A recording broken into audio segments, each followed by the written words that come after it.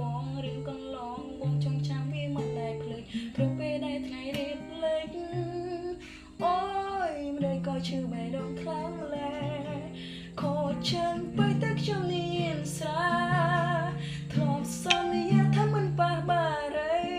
តែអីលើយស្អីក៏ខ្ញុំពលអស់ដែរស្នេហ៍ធ្វើឲ្យខ្ញុំព្រួយប្រែព្រមនោះស្រីអ្នកតែប៉ុណ្ណោះជាកូនប្រុសមិនសមស្របទាំងភ្នែ